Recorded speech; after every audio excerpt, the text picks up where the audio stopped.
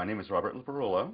My latest book is actually the first book of a series. It's a young adult series called DREAMHOUSE Kings, and it tells the story of a group or a family who moves from Pasadena to a small town in Northern California, and they move into a dilapidated old house that they find in the woods. And it's sort of the typical creepy house, but they find out that it's a lot creepier than it looks.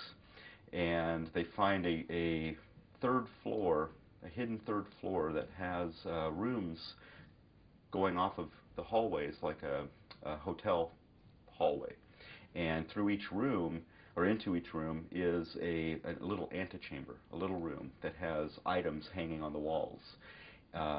If you put on those items, you can open up a second door within the room, which leads you into a portal through time that is represented by the items. So if the items are, say, a sword and a shield, you might go into what happens to the first boy in the book, is he walks into a gladiator fight, and he has to fight a gladiator. And each room is different, of course, with different items, and it changes, the rooms change as if you shut the door and open it again, there may be different items in the rooms. So there's a lot of adventure waiting behind each door, and what they find is people are coming through time into their house as well. And so they decide to leave the house. But before they can do that, Mom gets kidnapped into one of the rooms, and they don't know which room. So it's a 6-book story, and each story involves finding Mom. So they have to spend the rest of the series looking for Mom through time, and it's all about what they find out.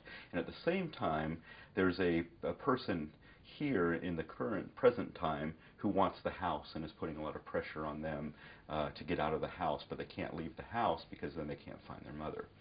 So it's a action adventure that has kind of remnants of maybe Time Bandits and action stories like Call of the Wild.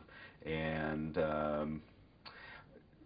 one of the things I thought about when I started writing it was the old Lost in Space series, where they're all trying to get home and the family has to work together to do that.